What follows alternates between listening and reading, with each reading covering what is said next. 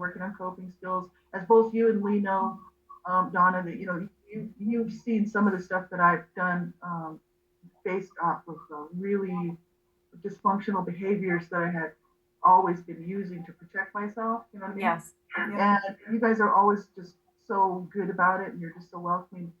Just loving towards me, and you're like, it's okay. We understand. We get it, right?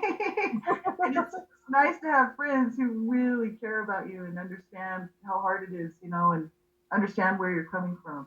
It's wonderful. So I like to just be just another voice out here to encourage survivors, not to give up and just to be a resource like this, because that's what we do at Advocates United for Humanity, right?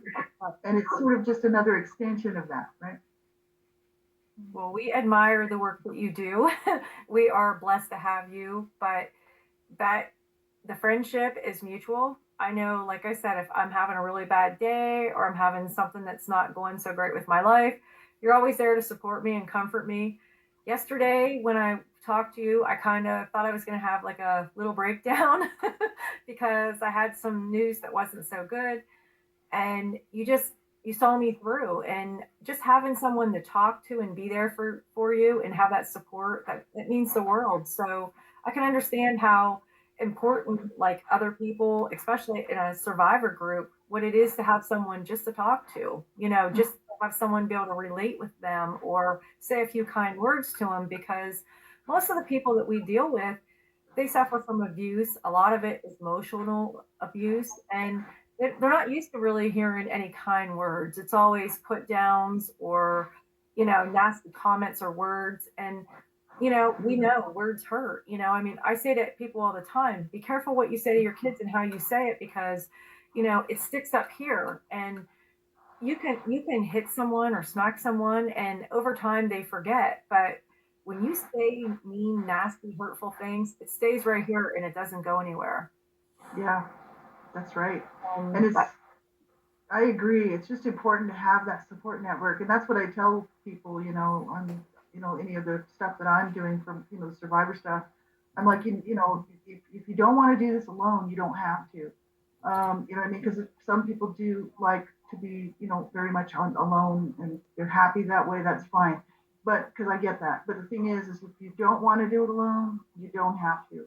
exactly. You just have to find some trustworthy people. I did. And that's what I always tell them. I'm like, I did, and I reached out, and all these hands came back to me. Lee Roberts was one of them too, because Lee Roberts is also a survivor of abuse, survivor of child abuse, and domestic violence. And Lee Roberts was like pulling me along too, along with you and other people. And they were like, you can do this. And it really gave me a real feeling of empowerment. And it was like, I can do this. And, finding some good friends makes the world a much better place, let me tell you. It really does. I It's know. hard to find the support, and the support is critical. It is so critical to our survival. And that was actually part of the next question I was going to ask you, is about there being someone or something that helped you get through the toughest parts of your healing journey. Like for some people, I mean, I really didn't have any good friends to do that, but I was blessed with an amazing service chihuahua. Um, that another time, but do you have anything similar to that? You said you did have some good friends. Did you? Yeah. You have any other type of support when you had the toughest parts of your journey? This is How it. did you get through those? I did. The friends and your faith in God. Yeah. And I had, like, my husband was very, very much a part of that as well.